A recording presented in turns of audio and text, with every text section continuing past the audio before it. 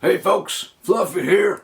It's Halloween, so I figured it was time to read y'all a story. So we're gonna go with the story by Washington Irving called Sleepy Hollow. And I've made it a little bit shorter in a couple of places just so it works out a little bit better. Okay, here we go. Here's The Legend of Sleepy Hollow for Halloween by Washington Irving. Did I get it all right? Okay, here we go. Found among the papers of the late Diedrich Knickerbocker. A pleasing land of drowsy head it was, of dreams that wave before the half-shut eye, and of gay castles in the clouds that pass, forever flushing round a summer sky. Castle of Indolence. I gotta get me one of them castles of indolence. What do you think? Okay, alright, I'm gonna stop getting distracted here. And the bosom of one of those spacious coves which indent the eastern shore of the Hudson, at that broad expansion of the river denominated by the ancient Dutch navigators the Tappan Zee, and where they always prudently shortened sail and implored the protection of St. Nicholas when they crossed, there lies a small market town or rural port, which by some is called Greensboro, but which is more generally and properly known by the name of Tarrytown. This name was given, we're told, in former days by the good housewives of the adjacent country, from the inveterate propensity of their husbands to linger about the village tavern on market days.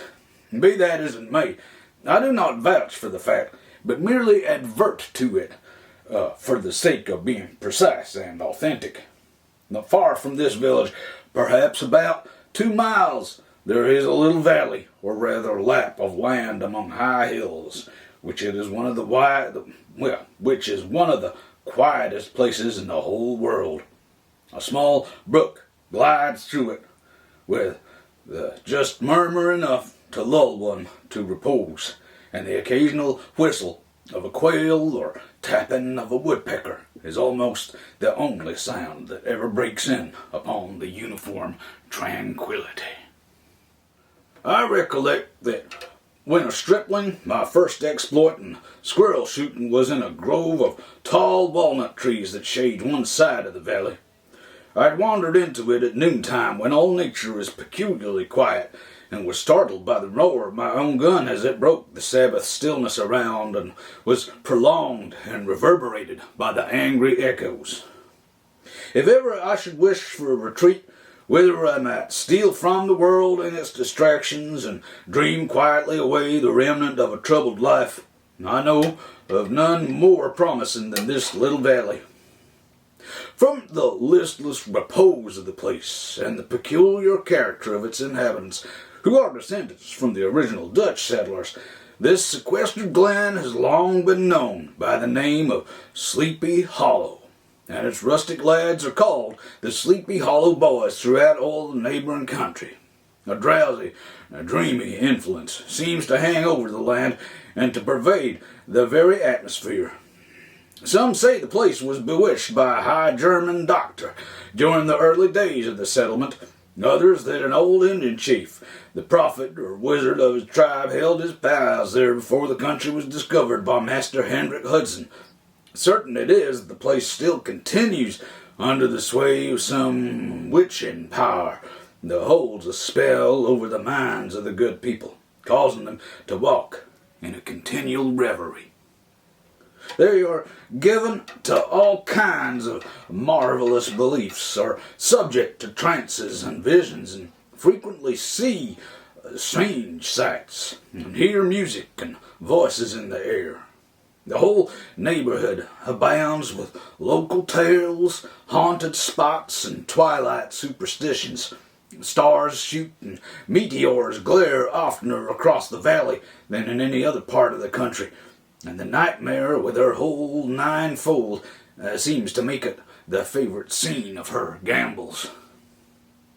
The dominant spirit, however, that haunts this enchanted region and seems to be commander-in-chief of all the powers of the air is the apparition of a figure on horseback without a head.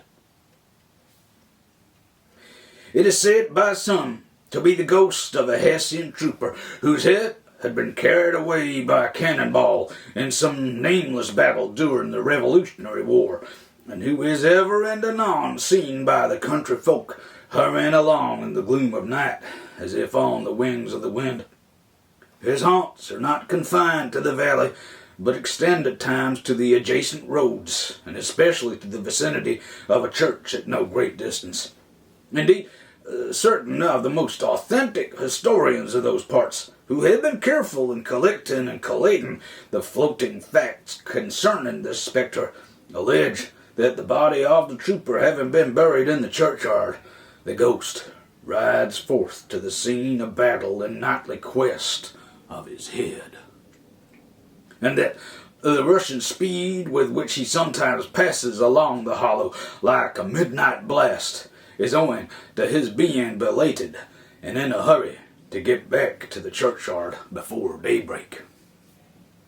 Such is the general purport of this legendary superstition, which has furnished materials for many a wild story in that region of shadows, and the spectre is known at all the country firesides by the name of the Headless Horseman of Sleepy Hollow. It is remarkable that the visionary propensity I've mentioned is not confined to the native inhabitants of the valley, but is unconsciously imbibed by everyone who resides there for a time. However wide awake they may have been before they entered that sleepy region, they are sure in a little time to inhale the witching influence of the air and begin to grow imaginative, to dream dreams and to see apparitions. I mention this peaceful spot with all possible laud, for it is in such little retired Dutch valleys found here and there embosomed in the great state of New York that population, manners, and customs remain fixed, while the great torrent of migration and improvement, which is making such incessant changes in other parts of this restless country, sweeps by them unobserved. They are like those little nooks of still water which border a rapid stream, where we may see the straw and bubble riding quietly at anchor or slowly revolving in their mimic harbor, undisturbed by the rush of the passing current. Though many years have elapsed since I trod the drowsy shades of Sleepy Hollow, yet I question whether I should not still find the same trees and the same families vegetating in its sheltered bosom. In this byplace of nature, there abode in a remote period of American history, that is to say some 30 years since, a worthy wight of the name of Ichabod Crane, who sojourned, or as he expressed it, tarried in Sleepy Hollow for the purpose of instructing the children of the vicinity. He was a native of Connecticut, a state which supplies the Union with pioneers for the mind as well as for the forest, and sends forth yearly its legions of frontier woodmen and country schoolmasters. The cognomen of Crane was not inapplicable to his person. He was tall, but exceedingly lank, with narrow shoulders, long arms and legs, hands that dangled a mile out of his sleeves, feet that might have served for shovels, and his whole frame most loosely hung together. His head was small and flat at top, with huge ears, large green glassy eyes, and a long snipe nose, so that it looked like a weathercock perched upon his spindle neck to tell which way the wind blew. To see him striding along the profile of a hill on a windy day, with his clothes bagging and fluttering about him, one might have mistaken him for the genius of famine descending upon the earth, or some scarecrow eloped from a cornfield. His schoolhouse was a low building of one large room, rudely constructed of logs, the windows partly glazed and partly patched with leaves of old copybooks. It was most ingeniously secured at vacant hours by a withy twisted in the handle of the door and stakes set against the window shutters, so that though a thief might get in with perfect ease, he would find some embarrassment in getting out, an idea most probably borrowed by the architect Jost van Houten from the mystery of a eel pot. The schoolhouse stood in a rather lonely but pleasant situation, just at the foot of a woody hill, with a brook running close by and a formidable birch tree growing at one end of it. From hence the From hence the low murmur of his pupils' voices, conning over their lessons, might be heard in a drowsy summer's day, like the hum of a beehive, interrupted now and then by the authoritative voice of the master, in the tone of menace or command, or peradventure by the appalling sound of the birch, as he urged on some tardy loiterer along the flowery path of knowledge. Truth to say, he was a conscientious man, and ever bore in mind the golden maxim, spare not the rod and spoil the child. Ichabod's Crane scholars certainly were not spoiled. I would not have it imagined, however, that he was one of those cruel potentates of the school who joy in the smart of their subjects. On the contrary, he administered justice with discrimination rather than severity, taking the burden off the backs of the weak and laying it on those of the strong. Your mere puny stripling that winced at the least flourish of the rod was passed by with indulgence, but the claims of justice were satisfied by inflicting a double portion on some little tough, wrong-headed, broad-skirted Dutch urchin who sulked and swelled and grew dogged and sullen beneath the birch.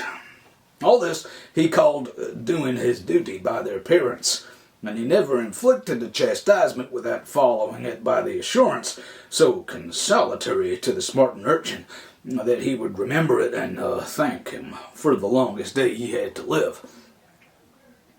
When school hours were over, he was even the companion and playmate of the larger boys, and on holiday afternoons would convoy some of the smaller ones home, who happened to have pretty sisters or good housewives for mothers, noted for the comforts of the cupboard. Indeed, it behooved him to keep on good terms with his pupils. The revenue arising from his school was small, and would have been scarcely sufficient to furnish him with daily bread, for he was a huge feeder, and though lank, had the dilating powers of an anaconda. But to help out his maintenance, he was, according to country custom in those parts, boarded and lodged at the houses of the farmers whose children he instructed. With these he lived successively a week at a time, thus going the rounds of the neighborhood, with all his worldly effects tied up in a cotton handkerchief. But all this might not be too onerous on the purses of his rustic patrons, who were apt to consider the costs of schooling a grievous burden, and schoolmasters as mere drones. He had various ways of rendering himself both useful and agreeable. He assisted the farmers occasionally in the lighter labors of their farms, helped to make hay, mended the fences, took the horses to water, drove the cows from pasture, and cut wood for the winter fire. He laid aside, too, all the dominant dignity and absolute sway with which he lorded it in his little empire of the school, and became wonderfully gentle and ingratiating. He found favor in the eyes of the mothers by petting the children, particularly the youngest, and like the lion bold, which whilom so magnanimously the lamb did hold, he would sit with the child on one knee and rock a cradle with his foot for whole hours together. In addition to his other vocations, he was the singing master of the neighborhood, and picked up many bright shillings by instructing the young folks in psalmody. It was a matter of no little vanity to him on Sundays to take his station in front of the church gallery with a band of chosen singers, where, in his own mind, he completely carried away the palm from the parson. Certain it is, his voice resounded far above all the rest of the congregation, and there were peculiar quavers still to be heard in that church, and which may even be heard a half-mile off, quite to the opposite side of the mill pond, on a still Sunday morning, which are said to be legitimately descended from the nose of Ichabod Crane. Thus, by divers little makeshifts in that ingenious way which is commonly denominated by hook and by crook, the worthy pedagogue got on tolerably enough, and was thought by all who understood nothing of the labor of headwork to have a wonderfully easy life of it. The schoolmaster is generally a man of some importance in the female circle of a rural neighborhood. being considered a kind of idle, gentlemanlike personage of vastly superior taste and accomplishments to the rough country swains, and indeed inferior in learning only to the parson. His appearance, therefore, is apt to occasion some little stir at the tea-table of a farmhouse, and the addition of a supernumerary dish of cakes or sweetmeats, or peradventure the parade of a silver teapot. Our man of letters, therefore, was peculiarly happy in the smiles of all the country damsels. How he would figure among them in the churchyard between services on Sundays, gathering grapes for them from the wild vines that overran the surrounding trees, reciting for their amusement all the epitaphs on the tombstones, or sauntering with a whole bevy of them along the banks of the adjacent mill pond, while the more bashful country bumpkins hung sheepishly back, envying his superior elegance and address. From his half-itinerant life, also, he was a kind of traveling gazette, carrying the whole budget of local gossip from house to house, so that his appearance was always greeted with satisfaction. He was, moreover, esteemed by the women as a man of great erudition, for he had read several books quite through, and was a perfect master of Cotton Mather's History of New England Witchcraft, in which, by the way, he most firmly and potently believed. He was, in fact, an odd mixture of small shrewdness and simple credulity. His appetite for the marvellous and his powers of digesting it were equally extraordinary, and both had been increased by his residence in this spellbound region. No tale was too gross or monstrous for his capacious swallow. It was often his delight, after his school was dismissed in the afternoon, to stretch himself on the rich bed of clover bordering the little brook that whimpered by his schoolhouse, and then con over old Mather's direful tales until the gathering dusk of evening made the printed page a mere mist before his eyes. Then, as he wended his way by swamp and stream and awful woodland to the farmhouse where he happened to be quartered, every sound of nature at that witching hour fluttered his excited imagination. The moan of the whippoorwill from the hillside, the boding cry of the tree-toad, that harbinger of storm, the dreary hooting of the screech owl, or the sudden rustling in the thicket of birds frightened him from their roost. The fireflies, too, which sparkled most vividly in the darkest places, now and then startled him as one of uncommon brightness would stream across his path. And if by chance the huge blockhead of a beetle came winging his blundering flight against him, the poor varlet was ready to give up the ghost with the idea that he was struck with a witch's token. His only resource on such occasions, either to drown thought or drive away evil spirits, was to sing psalm tunes. And the good people of Sleepy Hollow, as they sat by their doors of an evening, were often filled with awe at hearing his nasal melody and linked sweetness long drawn out, floating from the distant hill or along the dusty road.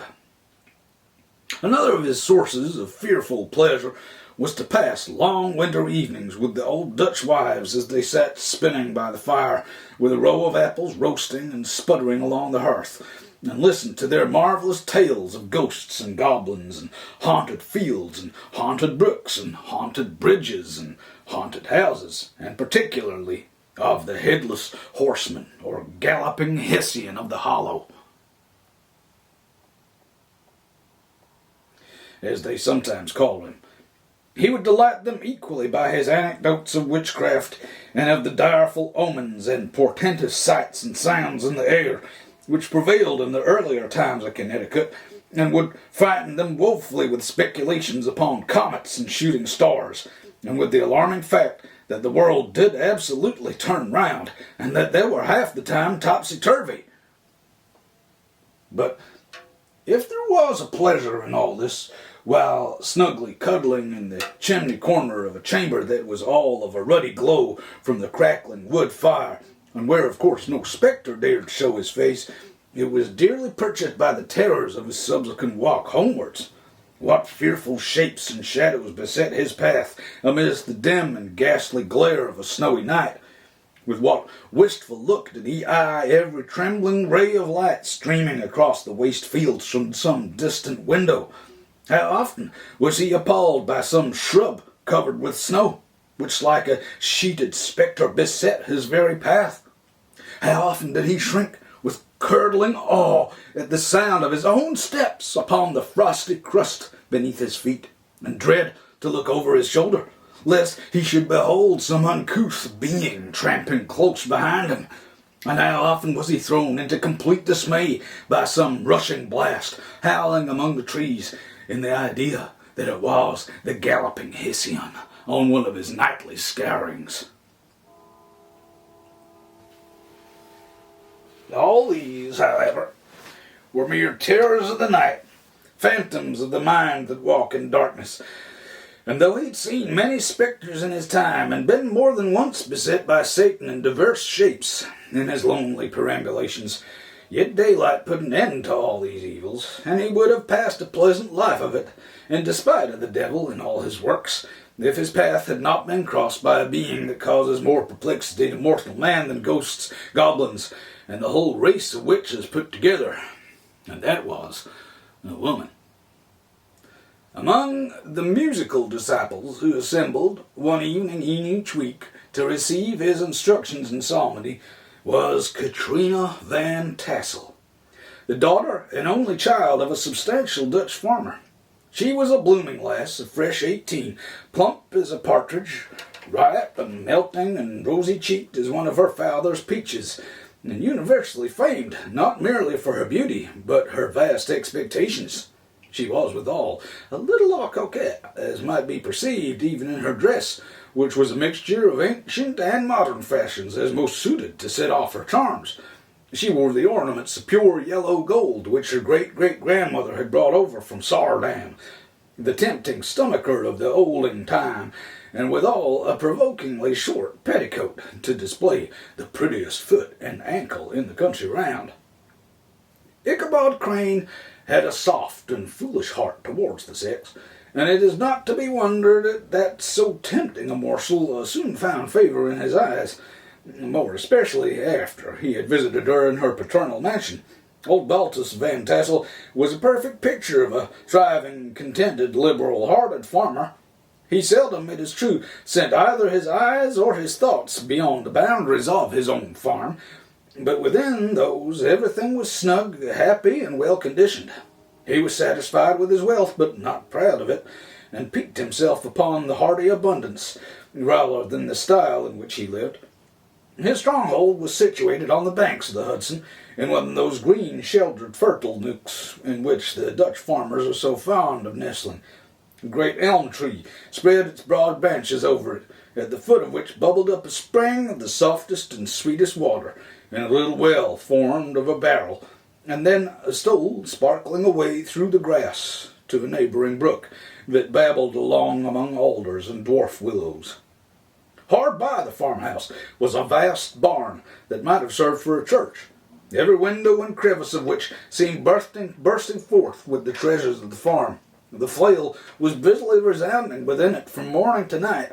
Swallows and martins skimmed twittering about the eaves, and rows of pigeons, some with one eye turned up as if watching the weather, some with their heads under their wings or buried in their bosoms, and others swelling and cooing and bowing about their dames, were enjoying the sunshine on the roof. Sleek, unwieldy porkers were grunting in the repose and abundance of their pens, from whence sallied forth now and then troops of sucking pigs, as if to snuff the air.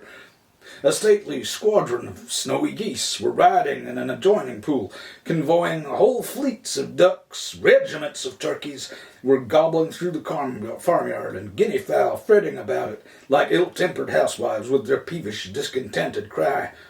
Before the barn door strutted the gallant cock, that pattern of a husband, a warrior, and a fine gentleman, clapping his burnished wings and crowing in the pride and gladness of his heart, sometimes tearing up the earth with his feet, and then generously calling his ever-hungry family of wives and children to enjoy the rich morsel which he had discovered. The pedagog's mouth watered as he looked upon this sumptuous promise of luxurious winter fare.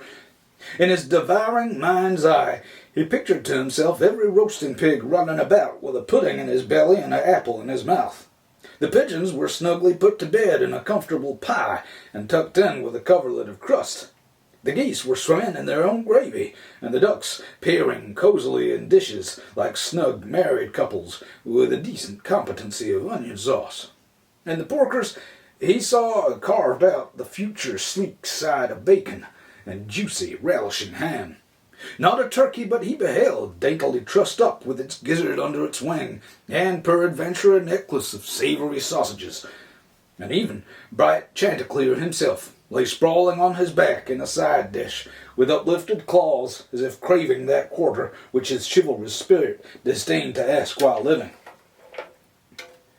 As the enraptured Ichabod fancied all this, and as he rolled his great green eyes over the fat meadowlands, rich fields of wheat, of rye, of buckwheat, and Indian corn, and the orchards burdened with ruddy fruit which surrounded the warm tenement of Van Tassel, his heart yearned after the damsel who was to inherit these domains, and his imagination expanded with the idea how they might readily be turned into cash, and the money invested in immense tracts of wild land and shingle palaces in the wilderness.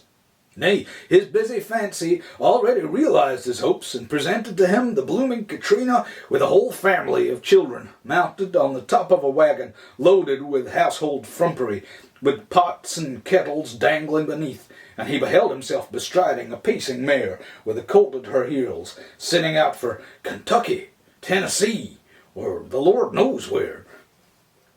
When he entered the house, the conquest of his heart was complete. It was one of those spacious farmhouses with the high ridged but lowly sloping roofs, built in the style handed down from the first Dutch settlers. The low projecting eaves forming a piazza along the front, capable of being closed up in bad weather. Under this were hung flails, harness, various utensils of husbandry, and nets for fishing in the neighboring river. Benches were built along the sides for summer use, and a great spinning wheel at one end and a churn at the other showed the various uses to which this important porch might be devoted. From this piazza the wondering Ichabod entered the hall, which formed the centre of the mansion, and the place of usual residence. Here rows of resplendent pewter, ranged on a long dresser, dazzled his eyes. In one corner stood a huge bag of wool, ready to be spun. In another, a quantity of linsey-woolsey just from the loom.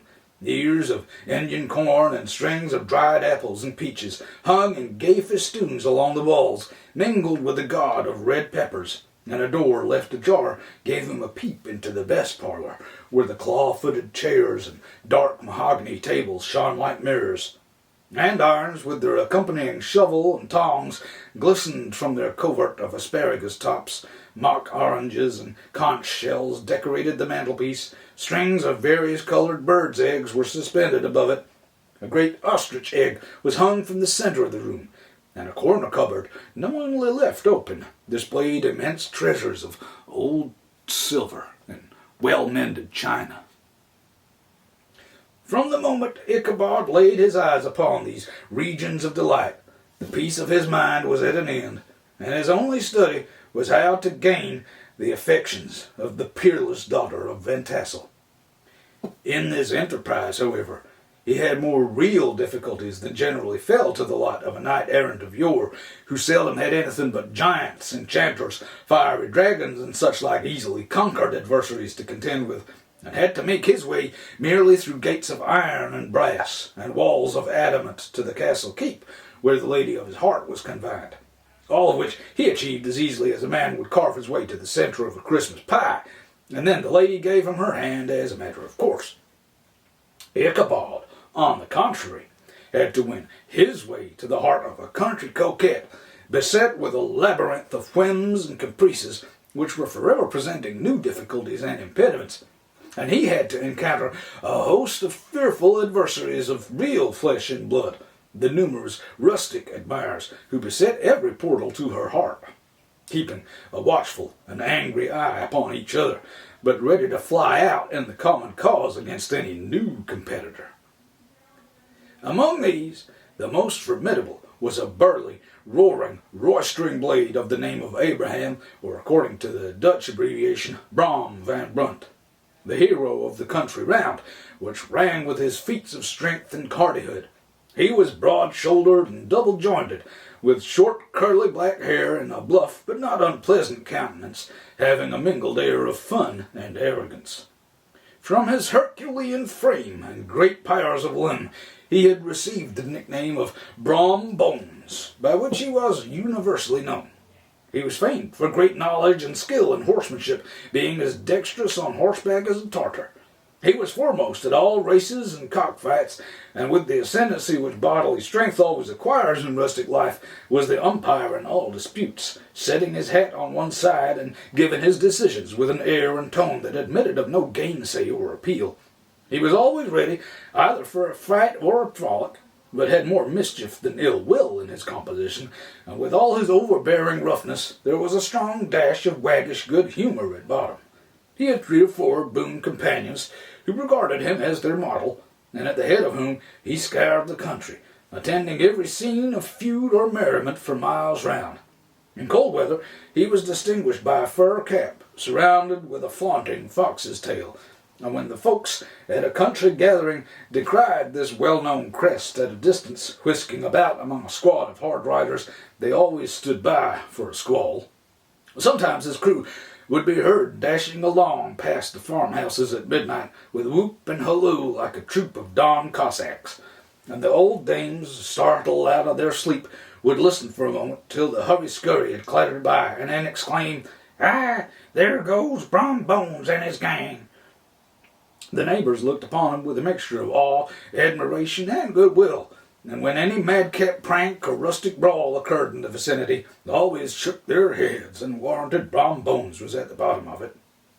This rantipole hero had for some time singled out the blooming Katrina for the object of his uncouth gallantries, and though his amorous toyings were something like the gentle caresses and endearments of a bear, yet it was whispered that she did not altogether discourage his hopes.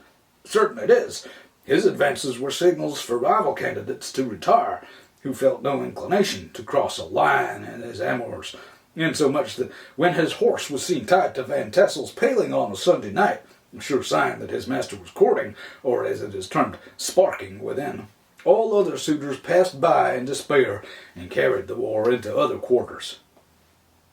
Such was the formidable rival with whom Ichabod Crane had to contend, and considering all things, a stouter man than he would have shrunk from the competition, and a wiser man would have despaired.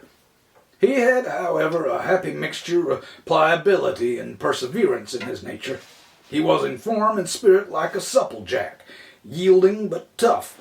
Though he bent, he never broke, and though he bowed beneath the slightest pressure, yet the moment it was away, jerk, he was as erect and carried his head as high as ever.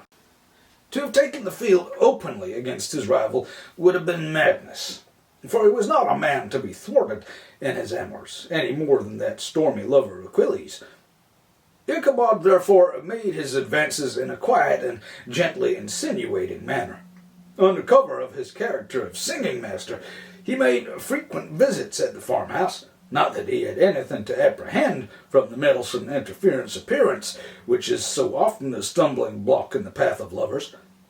Balt Van Tassel was an easy, indulgent soul. He loved his daughter better even than his pipe, and like a reasonable man and an excellent father, let her have her way in everything. His notable little wife, too, had enough to do to attend to her housekeeping and manage her poultry, for as she sagely observed, ducks and geese are foolish things, and must be looked after, but girls can take care of themselves. Thus while the busy dame bustled around the house, or plied her spinning wheel at one end of the piazza, honest Balt would sit smoking his evening pipe at the other, watching the achievements of a little wooden warrior who, armed with a sword in each hand, was most valiantly fighting the wind on the pinnacle of the barn. In the meantime, Ichabod would carry on his suit with the daughter by the side of the spring under the great elm, or sauntering along in the twilight, that hour so favourable to the lover's eloquence. I profess not to know how women's hearts are wooed and won. To me they have always been matters of riddle and admiration. Some seem to have but one vulnerable point or door of access, while others have 1,000 avenues and may be captured in 1,000 different ways. It is a great triumph of skill to gain the former, but a still greater proof of generalship to maintain possession of the latter, for a man must battle for his fortress at every door and window. He who wins 1,000 common hearts is therefore entitled to some renown, but he who keeps undisputed sway over the heart of a coquette is indeed a hero.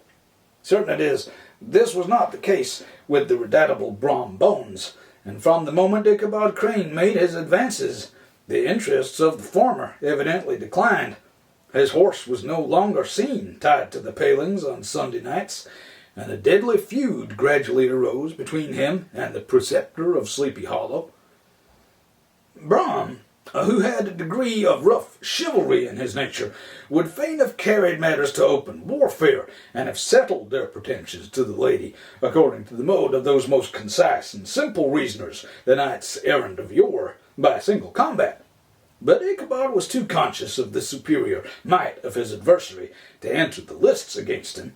He had overheard a boast of Bones that he would double the schoolmaster up and lay him on a shelf of his own schoolhouse. He was too wary to give him an opportunity. There was something extremely provoking in this obstinately pacific system. It left Brom no alternative but to draw upon the funds of rustic waggery in his disposition, and to play off boorish practical jokes upon his rival. Ichabod became the object of whimsical persecution to Bones and his gang of rough riders. They harried his hitherto peaceful domains, smoked out his singing school by stopping up the chimney, broke into the schoolhouse at night in spite of its formidable fastenings of withy and window stakes, and turned everything topsy-turvy, so that the poor schoolmaster began to think all the witches of the country held their meetings there. But what was still more annoying, Brom took all opportunities of turning him into ridicule in presence of his mistress, and had a scoundrel dog whom he taught to whine in the most ludicrous manner, and introduced as a rival of Ichabod's to instruct her in psalmody. In this way matters went on for some time, without producing any material effect on the relative situations of the contending powers. On a fine autumnal afternoon, Ichabod, in pensive mood, sat enthroned on the lofty stool from whence he usually watched all the concerns of his little literary realm. In his hand he swayed a ferule, that sceptre of despotic power. The birch of justice reposed on 3 nails behind the throne, a constant terror to evildoers, while on the desks before him might be seen sundry contraband articles and prohibited weapons detected upon the persons of idle urchins, such as half-munched apples, pop-guns, whirligigs, fly-cages, and whole legions of rampant little paper gamecocks.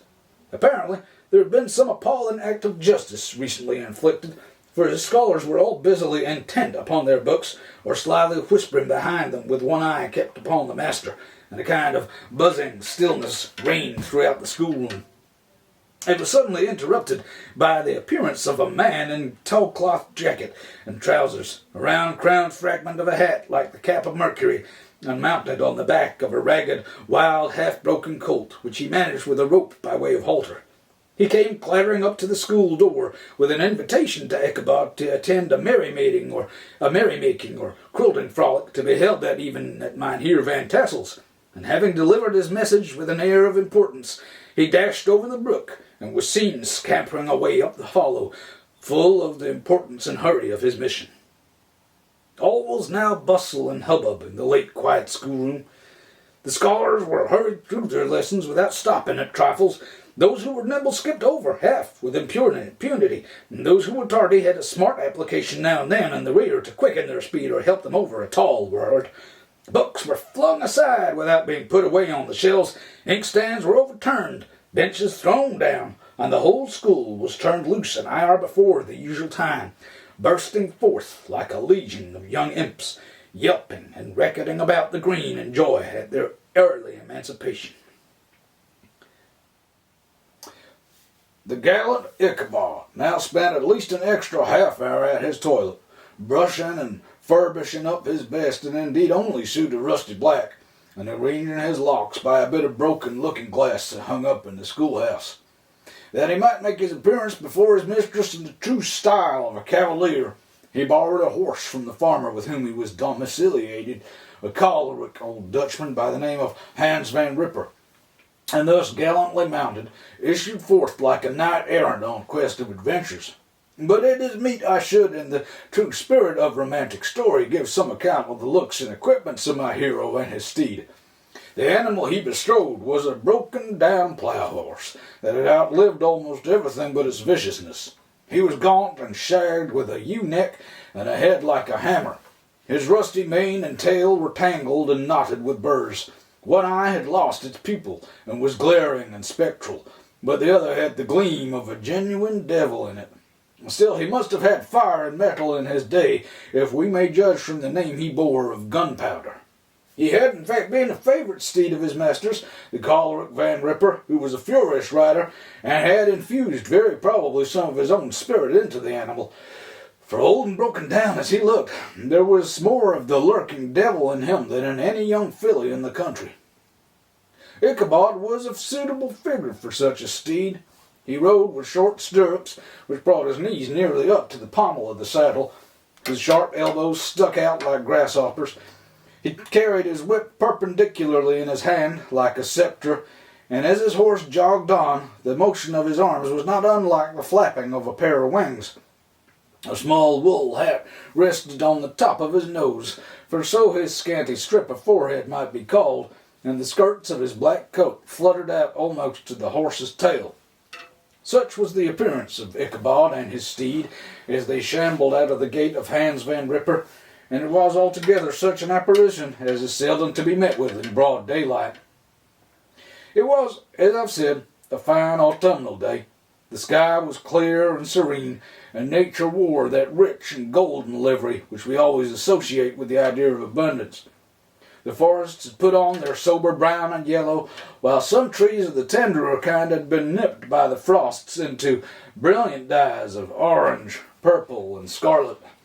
Streaming files of wild ducks began to make their appearance high in the air. The bark of the squirrel might be heard from the groves of beech and hickory nuts, and the pensive whistle of the quail at intervals from the neighboring stubble field. The small birds were taking their farewell banquets. In the fullness of their revelry they fluttered, chirping and frolicking from bush to bush and tree to tree, capricious from the very profusion and variety around them. There was the honest cock-robin, the favourite game of stripling sportsmen, with its loud, querulous note, and the twittering blackbirds flying in sable clouds, and the golden-winged woodpecker, with his crimson crest, his broad black gorget and splendid plumage, and the cedar bird, with its red-tipped wings and yellow-tipped tail, and its little Montero cap of feathers, and the blue jay, that noisy coxcomb, with his light, gay blue coat and white underclothes, screaming and chattering, nodding and bobbing and bowing, and pretending to be on good terms with every songster of the grove. As Ichabod jogged slowly on his way, his eye, ever open to every symptom of colouring abundance, ranged with delight over the treasures of jolly autumn.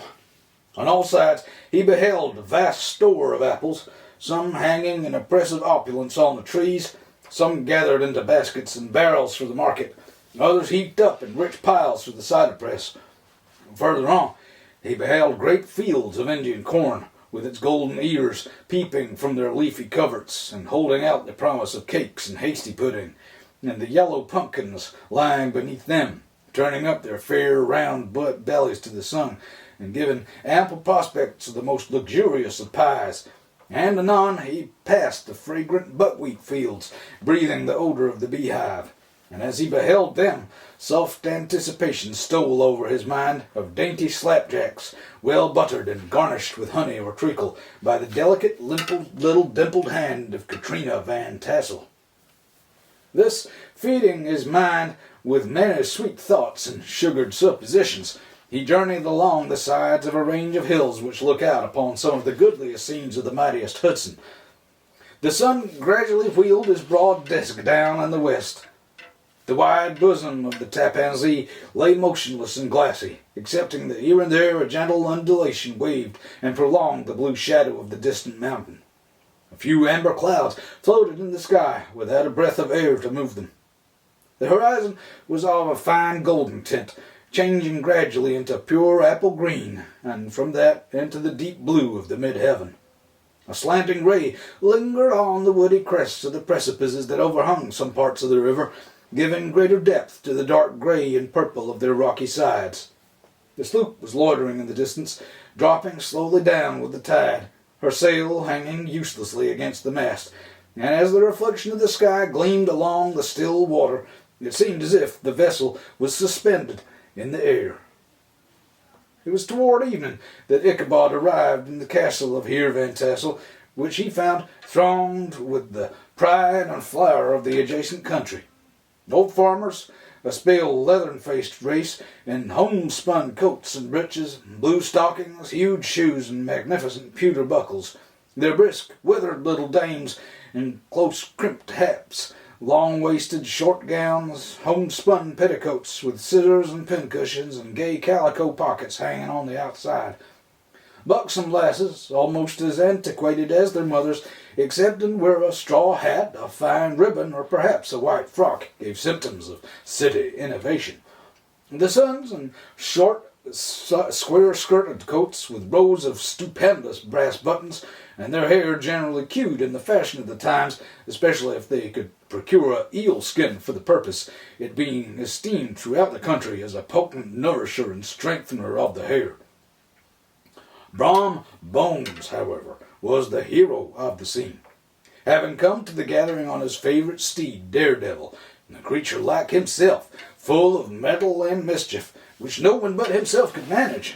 He was in fact noted for preferring vicious animals, given to all kinds of tricks which kept the rider in constant risk of his neck, for he held a tractable, well-broken horses unworthy of a lad of spirit.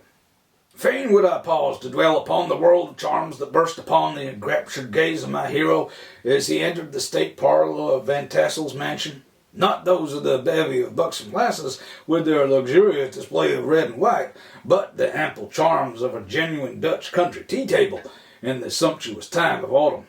Such heaped-up platters of cakes of various and almost indescribable kinds, known only to experienced Dutch housewives.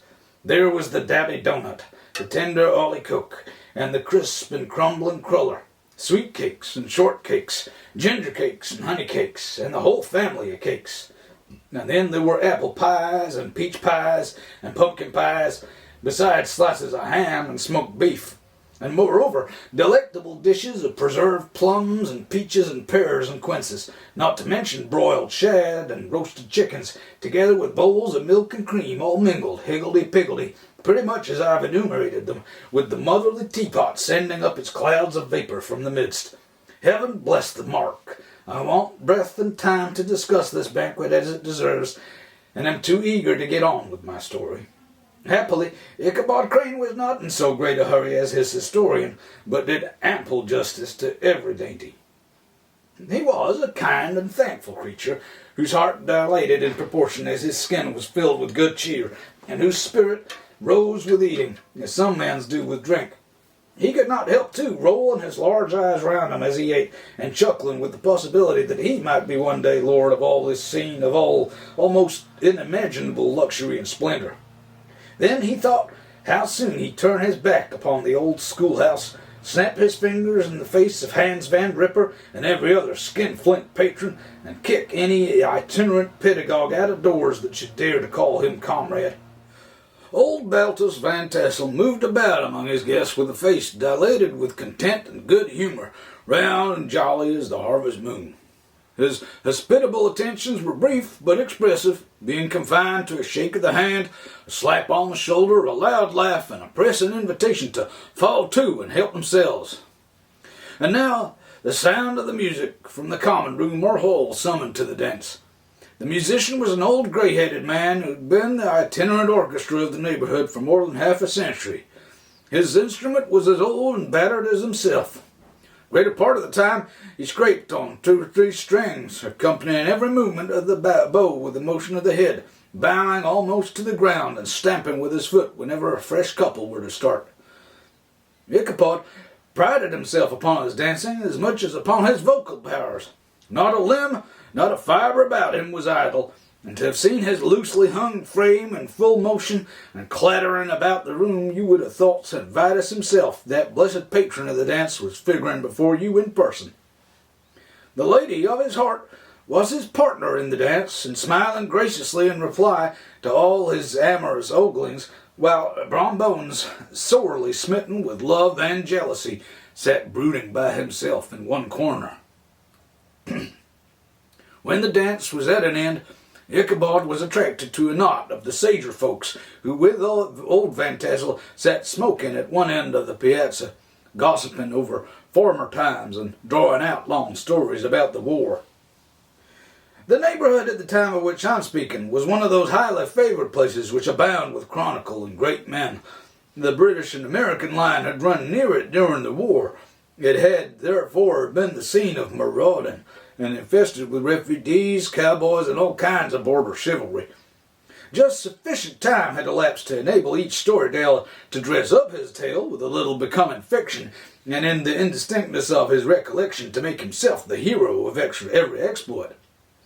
There was the story of Dafu Martling, a large blue-bearded Dutchman who'd nearly taken a British frigate with an old iron 9-pounder from a mud breastwork, only that his gun burst at the 6th discharge. And there was an old gentleman who shall be nameless, being too rich a mynheer to be lightly mentioned, who in the Battle of White Plains, being an excellent master of defence, parried a musket ball with a small sword, insomuch that he absolutely felt it whiz round the blade and glance off at the hilt, in proof of which he was ready at any time to show the sword with the hilt a little bent. There were several more that had been equally great in the field, not one of whom but was persuaded that he had a considerable hand in bringing the war to a happy termination. But all these were nothing to the tales of ghosts and apparitions that succeeded. The neighborhood is rich in legendary treasures of the kind. Local tales and superstitions thrive best in these sheltered, long-settled retreats, but are trampled underfoot by the shifting throng that forms the population of most our country places. Besides, there is no encouragement from the ghosts in most of our villages, for they've scarcely had time to finish their first nap and turn themselves in their graves before their surviving friends have travelled away from the neighborhood, so that when they turn out at night to walk their rounds, they have no acquaintance left to call upon. This is perhaps the reason why we so seldom hear of ghosts except in our long-established Dutch communities. The immediate cause, however, of the prevalence of supernatural stories in these parts was doubtless owing to the vicinity of Sleepy Hollow. There was a contagion in the very air that blew from that haunted region. It breathed forth an atmosphere of dreams and fancies, infecting all the land. Several of the Sleepy Hollow people were present at Van Tassel's, and as usual were doling out their wild and wonderful legends. Many dismal tales were told about funeral trains and mourning cries, and wailing was heard and seen about the great tree where the unfortunate Major Andre was taken, and which stood in the neighborhood. Some mention was made also of the woman in white that haunted the dark glen at Raven Rock, and was often heard to shriek on winter nights before a storm, having perished during the snow. The chief part of the stories, however, turned on the favorite spectre of Sleepy Hollow, the Headless Horseman, who had been heard several times of late patrolling the country, and it was said tethered his horse nightly among the graves in the churchyard. The sequestered situation of this church seems always to have made it a favorite haunt of troubled spirits. It stands on a knoll surrounded by locust trees and lofty elms, from among which its decent whitewashed walls shine modestly forth like Christian purity beaming through the shades of retirement. A gentle slope descends from it to a silver sheet of water bordered by high trees, between which peeps may be called at the blue hills of the Hudson. To look upon its grass-grown yard where the sunbeams seem to sleep so quietly, one would think that there at least the dead might rest in peace. On one side of the church extends a wide, woody dell, among which raves a large brook among broken rocks and trunks of fallen trees. Over a deep, black part of the stream, not far from the church, there was formerly thrown a wooden bridge. The road that led to it, and the bridge itself, were thickly shaded by overhanging trees, which cast a gloom about it, even in the daytime, but occasioned a fearful darkness at night. Such was one of the favorite haunts of the Headless Horseman, and the place where he was most frequently encountered.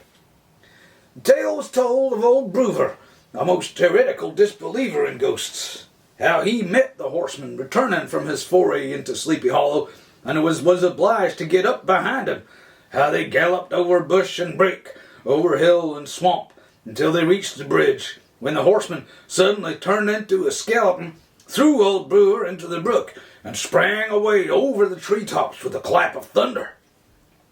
This story was immediately matched by a thrice marvelous adventure of Brom Bones, who made light of the galloping Hessian as an errant jockey. He affirmed that on returning one night from the neighboring village of Sing Sing, he'd been overtaken by this midnight trooper, that he had offered to race with him for a bowl of punch, and should have won it too, for Daredevil beat the goblin horse all hollow. But just as they came to the church bridge, the Hessian bolted and vanished in a flash of fire. All these tales told in that drowsy undertone with which men talk in the dark, the countenances of the listeners only now and then receiving a casual gleam from the glare of a pipe, sank deep in the mind of Ichabod.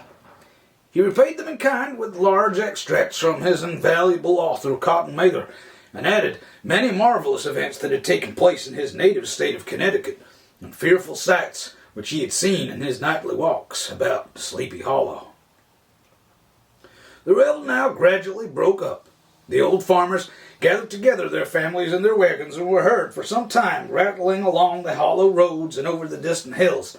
Some of the damsels mounted on pillions behind their favorite swains, and their light-hearted laughter, mingling with the clatter of hoofs, echoed among the silent woodlands, sounding fainter and fainter until they gradually died away, and the late scene of noise and frolic was all silent and deserted. Ichabod only lingered behind, according to the custom of country lovers, to have a tete-a-tete with the heiress, and fully convinced that he was now on the high road to success. What passed at this interview I will not pretend to say, for I in fact do not know. Something, however, I fear me, must have gone wrong, for he certainly sallied forth, after no very great interval, with an air quite desolate and chapfallen. Oh, these women! These women! Could that girl have been playing off any of her coquettish tricks? Was her encouragement of the poor pedagogue all a mere sham to secure her conquest of his rival? Heaven only knows, not I. Let it suffice to say, Ichabod stole forth with the air of one who had been sacking a hen roost rather than a fair lady's heart, without looking to the right or left to notice the scene of rural wealth on which he had so often gloated. He went straight to the stable, and with several hearty cuffs and kicks roused his steed most uncourteously from the comfortable quarters in which he was soundly sleeping, dreaming of mountains of corn and oats and whole valleys of timothy and clover. It was the very witching time of night that Ichabod, heavy-hearted and crestfallen, pursued his travels homewards, along the sides of the lofty hills which rise above Tarrytown, and which he had traversed so cheerily in the afternoon. The hour was as dismal as himself. Far below him, the Tappan Zee spread its dusky and indistinct waste of waters, with here and there the tall mast of a sloop riding quietly at anchor under the land. In the dead hush of midnight, he could even hear the barking of the watchdog from the opposite shore of the Hudson, but it was so vague and faint as to only give an idea of his distance from this faithful companion of man. Now and then, too, the long-drawn crowing of a cock, accidentally awakened, would sound far, far off, at some farmhouse away among the hills, but it was like a dreaming sound in his ear. No signs of life occurred near him, but occasionally the melancholy chirp of a cricket, or perhaps the guttural twang of a bullfrog from a neighboring marsh, as if sleeping uncomfortably and turning suddenly in his bed. All of the stories of ghosts and goblins that he had heard in the afternoon now came crowding upon his recollection. The night grew darker and darker. The stars seemed to sink deeper in the sky, and driving clouds occasionally hid them from his sight. He had never felt so lonely and dismal. He was, moreover, approaching the very place where many of the scenes of the ghost stories had been laid. In the center of the road stood an enormous tulip tree, which towered like a giant above all the other trees of the neighborhood, and formed a kind of landmark. Its limbs were gnarled and fantastic, large enough to form trunks for ordinary trees, twisting down almost to the earth and rising again into the air. It was connected with the tragical story of the unfortunate Andre, who had been taken prisoner hard by and was universally known by the name of Major Andre's tree. The common people regarded it with a mixture of respect and superstition, partly out of sympathy for the fate of its ill-starred namesake, and partly from the tales of strange sights and doleful lamentations told concerning it. As Ichabod approached this fearful tree, he began to whistle. He thought his whistle was answered. It was but a blast sweeping sharply through the dry branches. As he approached a little nearer, he thought he saw something white hanging in the midst of the tree. He paused and ceased whistling, but on looking more narrowly, perceived that it was a place where the tree had been scathed by lightning, and the white wood was laid bare. Suddenly he heard a groan. His teeth chattered, and his knees smote against the saddle. It was but the rubbing of one huge bough upon another, as they were swayed about by the breeze. He passed the tree in safety, but new perils lay before him. About 200 yards from the tree, a small brook crossed the road and ran into a marshy and thickly wooded glen, known by the name of Wiley's Swamp. A few rough logs laid side by side served for a bridge over this stream. On that side of the road where the brook entered the wood, a group of oaks and chestnuts, matted thick with wild grapevines, threw a cavernous gloom over it. To pass this bridge was the severest trial. It was at this identical spot that the unfortunate Andre was captured, and under the covert of those chestnuts and vines were the sturdy yeomen concealed who surprised him. This has ever since been considered a haunted stream, and fearful of the feelings of the schoolboy who has to pass it alone after dark. As he approached the stream, his heart began to jump. He summoned up, however, all his resolution, gave his horse half a score of kicks in the ribs, and attempted to dash briskly across the bridge. But instead of starting forward, the perverse old animal made a lateral movement and ran broadside against the fence. Ichabod, whose fears increased with the delay, jerked the reins on the other side and kicked lustily with the contrary foot. It was all in vain. His steed started, it is true, but it was only to plunge to the opposite side of the road and into a thicket of brambles and alder bushes. The schoolmaster now bestowed both whip and heel upon the starveling ribs of old Gunpowder, who dashed forward, snuffling and snorting, but came to a stand just by the bridge, with a suddenness that had nearly sent his rider sprawling over his head. Just at this moment, a plashy tramp by the side of the bridge caught the sensitive ear of Ichabod. In the dark shadow of the grove, on the margin of the brook, he beheld something huge, misshapen and towering. It stirred not, but seemed gathered up in the gloom, like some gigantic monster, ready to spring upon the traveler. The hair of the affrighted pedagogue rose upon his head with terror. What was to be done? To turn and fly now was too late, and besides, what chance was there of escaping ghost or goblin, if such it was, which could ride upon the wings of the wind? Summoning up, therefore, a show of courage, he demanded in stammering accents, "Who are you?" He received no reply. He repeated his demand in a still more agitated voice. Still there was no answer. Once more he cudgeled the sides of the inflexible Gunpowder, and shutting his eyes broke forth with involuntary fervor into a psalm tune. Just then the shadowy object of alarm put itself in motion, and with a scramble and a bound stood at once in the middle of the road. Though the night was dark and dismal, yet the form of the unknown might now in some degree be ascertained. He appeared to be a horseman of large dimensions, and mounted on a black horse of powerful frame. He made no offer of molestation or sociability, but kept aloof on one side of the road, jogging along on the blind side of old Gunpowder, who had now got over his fright and waywardness. Ichabod, who had no relish for this strange midnight companion and bethought himself of the adventure of Brom Bones with the galloping Hessian, now quickened his steed in hopes of leaving him behind. The stranger, however, quickened his horse to an equal pace. Ichabod pulled up and fell into a walk, thinking to lag behind. The other did the same. His heart began to sink within him. He endeavored to resume his psalm tune, but his parched tongue clove to the roof of his mouth, and he could not utter a stave. There was something in the moody and dogged silence of this pertinacious companion that was mysterious and appalling. It was soon fearfully accounted for. On mounting a rising ground, which brought the figure of his fellow traveller in relief against the sky, gigantic in height and muffled in a cloak, Ichabod was horror-struck on perceiving that he was headless.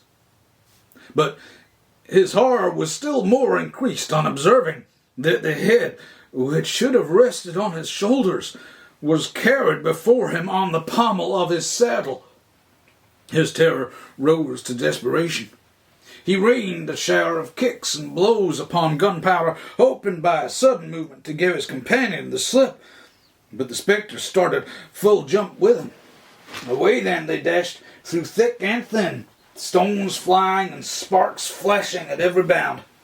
Ichabod's flimsy garments fluttered in the air as he stretched his long, lank body away over his horse's head in the eagerness of his flight. They had now reached the road which turns off to Sleepy Hollow, but Gunpowder, who seemed possessed with a demon, instead of keeping up it, made an opposite turn and plunged headlong downhill to the left. This road leads through a sandy hollow, shaded by trees for about a quarter of a mile, where it crosses the bridge famous in goblin story, and just beyond swells the green knoll on which stands the whitewashed church. As yet, the panic of the steed had given his unskilful rider an apparent advantage in the chase, but just as he had got halfway through the hollow, the girths of the saddle gave way, and he felt it slipping from under him. He seized it by the pommel and endeavored to hold it firm, but in vain, and had just time to save himself by clasping old Gunpowder around the neck when the saddle fell to the earth, and he heard it trampled underfoot by his pursuer. For the moment, the terror of Hans Van Ripper's wrath passed across his mind, for it was his Sunday saddle. But this was no time for petty fears. The goblin was hard on his haunches, and unskilful rider that he had much ado to maintain his seat, sometimes slipping on one side, sometimes on another, and sometimes jolted on the high ridge of his horse's backbone with a violence that he verily feared would cleave him asunder. An opening in the trees now cheered him with the hopes that the church bridge was at hand. The wavering reflections of a silver star in the bosom of the brook told him that he was not mistaken. He saw the walls of the church dimly glaring under the trees beyond. He recollected the place where Brom Bones' ghostly competitor had disappeared. If I can but reach that bridge, thought Ichabod, I'm safe. But just then he heard the black steed panting and blowing close behind him. He even fancied that he felt his hot breath. Another convulsive kick in the ribs, and old Gunpowder sprang upon the bridge.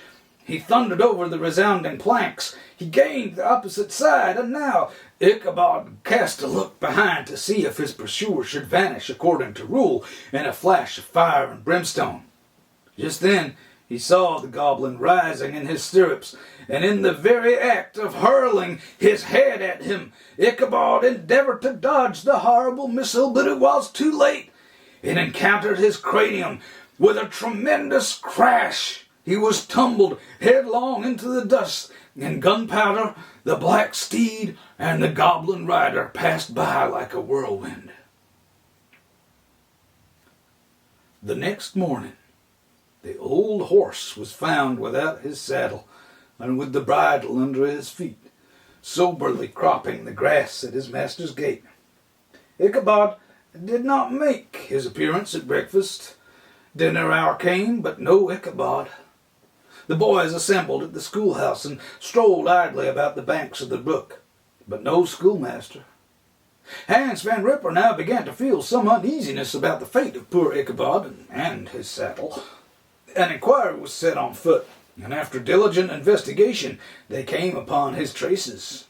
In one part of the road leading to the church was found the saddle trampled in the dirt, the tracks of horses' hooves deeply dented in the road, and evidently at furious speed were traced to the bridge, beyond which on the bank of the broad part of the brook, where the water ran deep and black, was found the hat of the unfortunate Ichabod, and close behind it a shattered pumpkin. The brook was searched, but the body of the schoolmaster was not to be discovered. Hans Van Ripper, as executor of his estate, examined the bundle which contained all his worldly effects. They consisted of 2 shirts and a half, 2 stocks for the neck, a pair or 2 of worsted stockings, an old pair of corduroy small clothes, a rusty razor, a book of psalm tunes full of dog ears, and a broken pitch pipe. As to the books and furniture of the schoolhouse, they belonged to the community, excepting Cotton Mather's History of Witchcraft, a New England Almanac, and a book of dreams and fortune-telling, in which last was a sheet of foolscap much scribbled and blotted in several fruitless attempts to make a copy of verses in honor of the heiress of Van Tassel.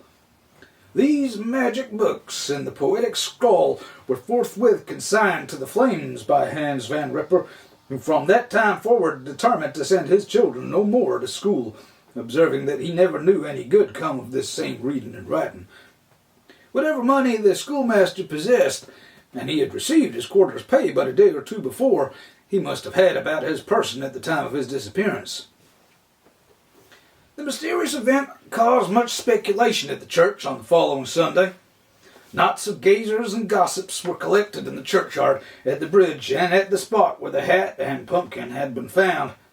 The stories of Brewer, of Bones, and a whole budget of others were called to mind, and when they had diligently considered them all and compared them with the symptoms of the present case, they shook their heads and came to the conclusion that Ichabod had been carried off by the galloping Hessian. As he was a bachelor and in nobody's debt, nobody troubled his head any more about him. The school was removed to a different quarter of the hollow, and another pedagogue reigned in his stead. It is true, an old farmer, who'd been down to New York on a visit several years after, and from whom this account of the ghostly adventure was received, brought home the intelligence that Ichabod Crane was still alive, that he'd left the neighborhood partly through fear of the goblin and Hans Van Ripper, and partly in mortification at having been suddenly dismissed by the heiress, that he had changed his quarters to a distant part of the country, and kept school and studied law at the same time, had been admitted to the bar, turned politician, electioneered, written for the newspapers, and finally had been made a justice of the 10-pound court.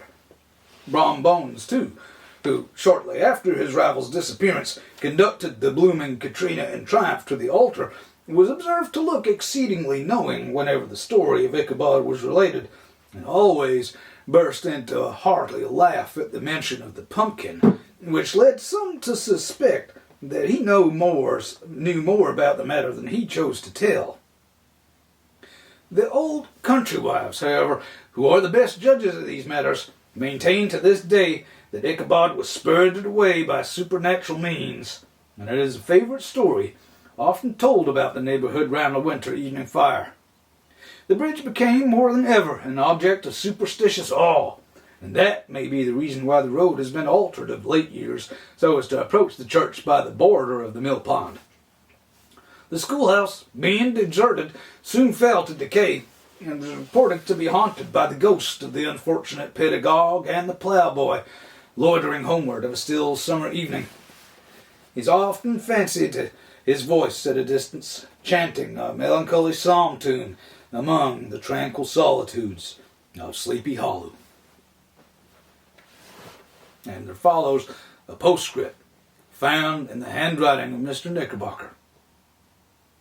The preceding tale is given almost in the precise words in which I heard it related at a corporation meeting at the ancient city of Manhattoes, in which there was a pleasant, shabby, gentlemanly-owned fellow in pepper and salt clothes with a sadly humorous face, whom I strongly suspected of being poor. He made such efforts to be entertaining. When a story was concluded, there was much laughter and approbation, particularly from 2 or 3 deputy aldermen who'd been asleep the greater part of the time. There was, however, one tall, dry-looking old gentleman with beetling eyebrows, who maintained a grave and rather severe face throughout, now and then folding his arms, inclining his head, and looking down upon the floor, as if turning a doubt over in his mind. He was one of your wary men who never laugh but upon good grounds, when they have reason and law on their side. When the mirth of the rest of the company had subsided, and the silence was restored, he leaned one arm on the elbow of his chair and stick in the other akimbo, demanded with a slight but exceedingly sage motion of the head and contraction of the brow what was the moral of the story and what it went to prove. The storyteller, who was just putting a glass of wine to his lips as a refreshment after his toils, paused for a moment, looked at his inquirer with an air of an infinite deference, and lowering the glass slowly to the table, observed that the story was intended most logically to prove that there was no situation in life but has its advantages and pleasures, provided we will but take a joke as we find it, that therefore he that runs races with goblin troopers is likely to have a rough riding of it. Ergo, for a country schoolmaster to be refused the hand of a Dutch heiress is a certain step to high preferment in the state. The cautious old gentleman knit his brows tenfold closer after this explanation, being sorely puzzled by the ratiocination of the syllogism, which methought the one in pepper and salt eyed him with something of a triumphant leer. At length he observed that all this was very well, but still he thought the story a little on the extravagant. There were 1 or 2 points on which he had his doubts. "Faith, sir," replied the storyteller, "as to that matter, I don't believe one half of it myself." All right. Thanks for joining me for this story. I hope you have a good Halloween, and be sure and duck them pumpkins. Bye-bye.